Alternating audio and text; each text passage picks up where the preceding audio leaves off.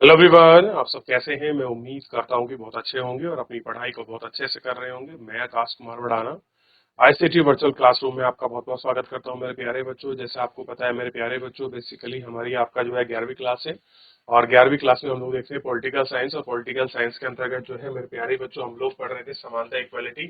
तो कल के हमने सबसे पहले जो हमारा पॉइंट था, हमने पढ़ा कि समानता महत्वपूर्ण क्यों है। सबसे पहले हमने ये पढ़ा कि समानता आखिर जरूरी भी क्यों है, महत्वपूर्ण क्यों है। तो हमने समानता को महत्वपूर्ण देखने का या जानने का हम लोगों ने प्रयास किया। ठीक है। समानता के साथ साथ हमने उसकी सारी आपका चीजों को पढ़ा, विश्वास में कुछ आंकड़े थे उनको जानने का प्रयास किया। ठीक किस तरीके से था, समानता क्या है, हमने ये देखा कि समानता क्या है और हम कैसे इसको देखते हैं। आज हमको पढ़ना है अवसर की समानता। अवसर की समानता के अंतर्गत हम लोग देखते थे कि सब लोगों को समान अवसर है, समान कार्य है, समान वेतन है, समान चीजें मिलेंगी। समान अवसर का मतलब है चाहे कोई स्त्री हो, पुरुष हो, किसी भी जाति, धर्म, लिंग, समुदाय का हो, उसको इक्वल ट्रीटमेंट है। चाहे वो लॉ के सामने, चाहे वो किसी जॉब के लिए अप्लाई कर रहा हो, किसी कोर्ट केस के लिए, कुछ भी हो, ईटीसी, सबके लिए क्या है, इक्वल ट्रीटमेंट है। लेकिन कुछ उसमें विशेष अपवाद भी है जिनको हम लोग चैप्टर के साथ पढ़ेंगे। तो पहले एक बार पूरा चैप्टर का ओवरव्यू देख लीजिए। किसी को डाउट, कोई क्वेरी हो तो देख सकते हो, देख लीजिए एक बार। चलिए आगे बढ़ेंगे और हम लोग आपसे समानता की अवधारणा में निहित यह है कि सभी मनुष्य अपनी दक्षता और प्रतिभा को विकसित करने के लिए, अपने लक्ष्य और आकांक्षाओं को पूरा करने के लिए समान अधिकार व अवसर के हकदार हैं। इसका आशय यह है कि समाज में लोग अपनी पसंद और प्राथमिकता के मामले में अलग हो सकते हैं। ध्यान दीजिए, लोग अपनी पसंद और उसकी प्राथमिकताओं के मामले में अलग हो सकते हैं। उनकी प्रतिभा, उनकी योग्यता भी में भी अंतर हो सकता है कि कुछ कौन की प्रतिभा हो और उसमें भी कुछ क्या हो सकता है, अंतर जो है आपका हो सकता है। इस कारण से कुछ लोग अपने चुने हुए क्षेत्र में बाकी से ज्यादा लोग सफल हो जाएंगे, लेकिन केवल इसलिए कि कोई क्रिकेटर में पहले ही पायदान पर पहुंच गया, कोई बहुत सफल वकील बन गया, समाज में आसान नहीं माना जा सकता। दूसरे शब्दों में, सामाजिक दर्जा, संपत्ति, विशेषाधिकार में समानता का अभाव होना महत्वपूर्ण है। कह रहे आप किसी को संपत्ति के मामले में, दर्जे के मामले में जो है अभाव आप इसको देख सकते हैं और ये बड़ा स्वाभाविक सा भी आपको दिखाई देगा। ठीक है, ये बात ठीक। लेकिन शिक्षा, स्वास्थ्य और सुरक्षित आवास जैसी बुनियादी चीजों को उपलब्धता में समानता में कोई अन्याय को या बताता जाएगा कि कैसे है। अब बात कर रहे हैं इसमें प्रकृति और सामाजिक असमानता। कुछ प्रकृति है और प्राकृतिक है, कुछ सामाजिक असमानता है उनकी। राजनीतिक सिद्धांत प्राकृतिक असमानता और सामाजिक जन समस्याओं में अंतर किया जाता है। कह रहे कुछ राजनीतिक जो सिद्धांत में जो प्राकृतिक असमानता है और आपका सामाजिक जनित असमस्या को जो अंतर है, इसको हम देखते हैं। प्राकृतिक असमानता लोगों की उनकी विभिन्न क्षमता, प्रतिभा और उनके अलग अलग चयन के कारण पैदा होती है। जितनी भी चीजें होती हैं ये मोस्ट इंपोर्टेंट है उनके चयन की प्रक्रिया से ही, और उनकी प्रतिभा उन सब में ही वो होती है। समाजजनिक असमानता वे होती है जो समाज के अवसरों की असमानता होने, किसी समूह का दूसरे के द्वारा शोषण किए जाने से पैदा होती है। होता क्या है, जब कोई संवर्ग किसी दूसरे का शोषण करे तब ये चीजें आपकी पैदा होती है। ठीक। प्राकृतिक असमानता लोगों की जन्मगत विशिष्टता और योग्यता के परिमाण मानी जाती है। असमानता कैसी बात है, वो जन्मजात हो सकती है, योग्यता के जो आपके रिजल्ट है उसके आधार पर मानी जा सकती है। ठीक। यह आमतौर पर मान लिया जाता है कि प्राकृतिक विभिन्नताओं को बदला नहीं जा सकता। दूसरी ओर वे सामाजिक असमानता है जिन्हें समाज में पैदा किया गया। उस समाज बौद्धिक काम के होने वाले शारीरिक कार्य वालों से अधिक महत्व है, उन्हें अलग तरीके से लाभ देते हैं। वे विभिन्न वंश, रंग, जाति के लोगों के साथ व्यवहार करते हैं। विभिन्न वंश हैं, जाति हैं, इस आधार पर व्यवहार। इस तरह वे वेद के समाज को मूल्यवान व आपका प्रतिबंधित होगा। इनमें से कुछ निश्चित ही अनुचित लगेगा, कुछ लोगों को गलत या अनुचित जो है आपका लग सकता है और आप उनको देखो। देखिए,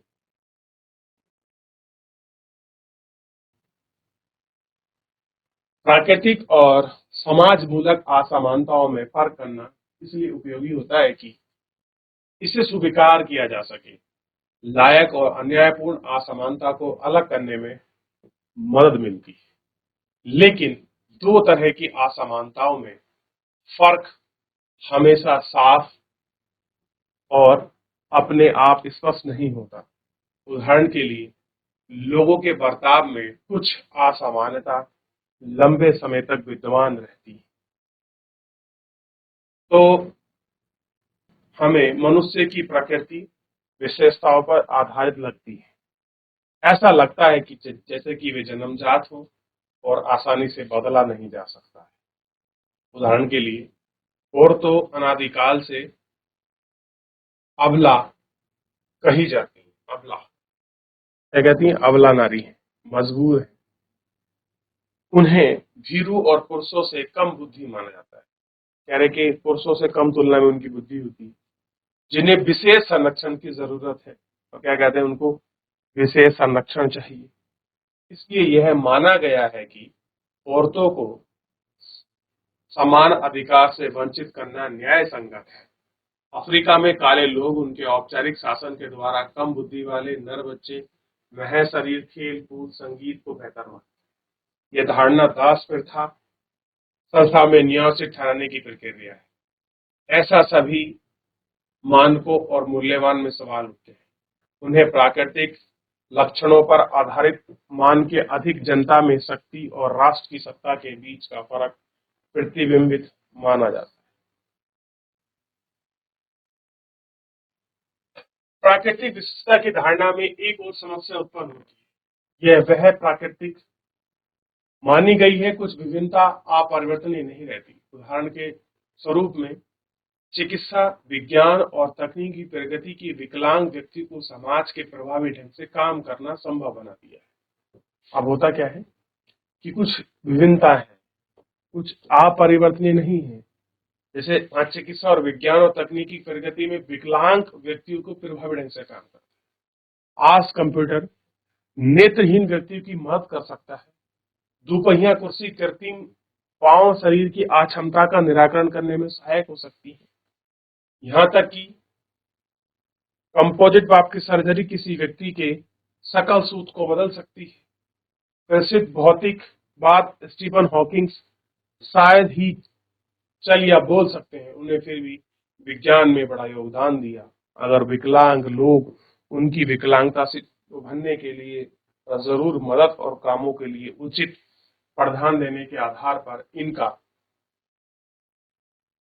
कर दिया है, ठीक, और प्राकृतिक रूप से वे कम सक्षम हैं, तो ये अधिकार लोगों को अन्यायपूर्ण, कैसा लगेगा? अन्यायपूर्ण लगेगा। इन सब जटिलताओं के कारण प्राकृतिक और सामाजिक असमानताओं के बीच फर्क को किसी कानून या नीति का निर्धारण करने का दंड तौर पर उपयोग होगा। इस कारण बहुत से सिद्धांतकार अपने चयन की समस्या, असामान्यता और व्यक्ति के विशेष परिवार और परिस्थिति के जन्म लेने में पैदा हुई।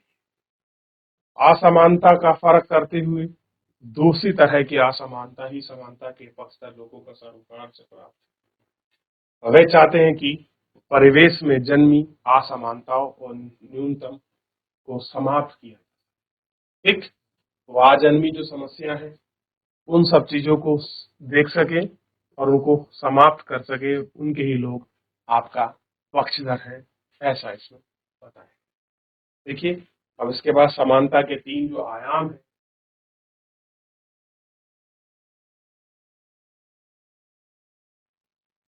समानता के तीन आयाम, हमने इस सवाल पर विचार किया है कि किस प्रकार के सामाजिक अंतर स्वीकार किए जा सकते हैं।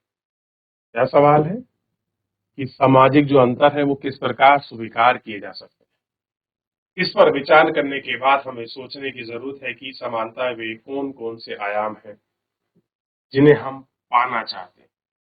समाज में व्यस्त अलग अलग तरह की असमानता को पहचानना, विभिन्न विचारक और धाराओं की समानता के राजनीतिक, सामाजिक और आर्थिक 3 आयाम को रेखांकित किया गया है। समानता के इन तीनों आयाम को लक्षित करने में एक न्यायपूर्ण समतामूलक समाज की ओर बढ़ा जा सकता है। कैसे है? न्यायपूर्ण समतामूलक जो समाज है उसकी तरफ हम लोग आपका बढ़ सकते हैं। राजनीतिक है, सामाजिक और आर्थिक 3 आयाम को रेखांकित किया गया है। देख रहे हैं आप, यही 3 आयाम। तो सबसे पहले इसकी बात करेंगे, आपका ध्यान दीजिए। सबसे पहले बात करेंगे राजनीतिक समानता। लोकतंत्र समाज में आमतौर पर सभी सदस्यों को समान नागरिकता प्रदान करता है। आमतौर पर, जनरली ऐसा है, हर जगह नहीं है, ये ध्यान रखिए। राजनीतिक समानता में शामिल है, आप नागरिक के अध्याय में पढ़ेंगे कि समान नागरिकता अपने साथ कुछ मूल अधिकार, मसलन मतदान का अधिकार। नागरिकता के साथ कैसे है? कुछ मूल अधिकार है, जैसे मतदान का अधिकार, कहीं भी आने जाने, संगठन बनाने, अभिव्यक्ति स्वतंत्रता, धार्मिक विश्वास की आजादी। ऐसे अधिकार हैं जो नागरिकों को अपना विकास करने और राज्य में काम काज हासिल लेने के लिए सक्षम बनाने की आवश्यकता मानते हैं। लेकिन ये केवल औपचारिक अधिकार है। कैसे हैं? औपचारिक अधिकार है जिन्हें औपचारिक संविधान और कानून द्वारा सुनिश्चित किया गया है। हम जानते हैं कि सभी नागरिकों को समान अधिकार देने वाले देशों में काफी समानता बरकरार है। ऐसी असमानता अमूमन सामाजिक और आर्थिक, नागरिकों को उपलब्ध संसाधनों के अलावा विभिन्नता के परिमाण में होती है। अक्सर समान अवसर मुकाबले में एक समान स्थिति की मांग होती है। हमें याद रखना चाहिए कि राजनीतिक समानता न्यायपूर्ण और सामंतवादी समाज के संगठन के एक निश्चित रूप से महत्वपूर्ण घटक है, लेकिन वह अपने आप में पर्याप्त होती है। कैसी होती है? अपने आप में पर्याप्त।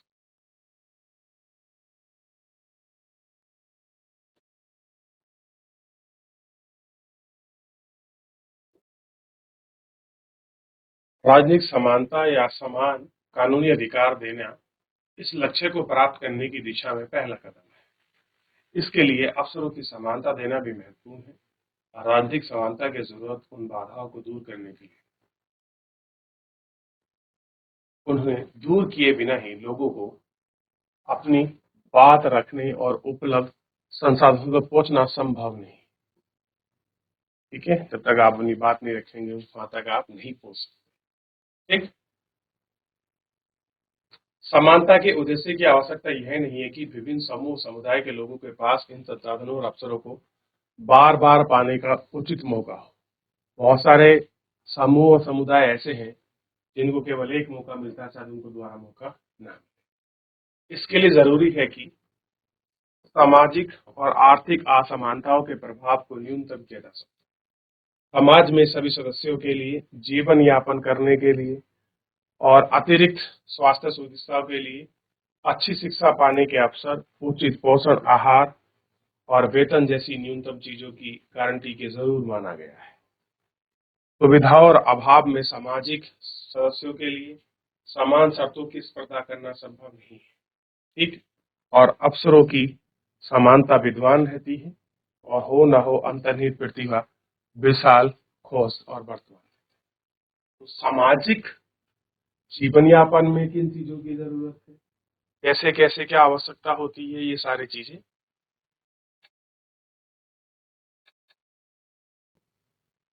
भगवान के समान अवसर को मद्देनजर एक विशेष समस्या सुविधाओं की कमी की वजह से नहीं, बल्कि सामाजिक रीति रिवाज के सामने आती है। एक कोई ऐसा नहीं कि विशेष समस्या है, ये रीति रिवाज के सामने आती। देश के विभिन्न हिस्सों में औरतों के उत्तराधिकार का सामना अधिकार नहीं मिल पाता। कुछ गतिविधियों में उनके शामिल होने की पाबंदी है। कैसे है? वो चीज पर उनकी पाबंदी है। उन्हें उच्च शिक्षा प्राप्त करने के लिए हतोत्साहित किया जाता है। ऐसे मामले में राज्य में महत्वपूर्ण भूमिका होती है। औरतों को समान कानूनी अधिकार प्राप्त करना, सार्वजनिक स्थल और रोजगार में भेदभाव और परेशानी से बचने के लिए नीतियां बनाना, ठीक, और आपके पैसे के लिए वहाँ प्रोत्साहन जैसे उपयोग करना, ठीक, और लोगों को जागरूकता बढ़ाने और अधिकारों का प्रयोग करने वालों के माध्यम से समर्थन देकर अपनी भूमिका निभा सकते हैं। तो इस तरीके से सामाजिक और राजनीतिक पहलू को देखा, आर्थिक पहलू क्या है और किस तरीके से आर्थिक समानता है, हम उसको नेक्स्ट लेक्चर में पढ़ेंगे। फिलहाल आप एक बार घर जाकर रिवीजन करिए, पढ़िए, कोई डाउट होता है तो हम लोग नेक्स्ट लेक्चर में लेंगे। धन्यवाद।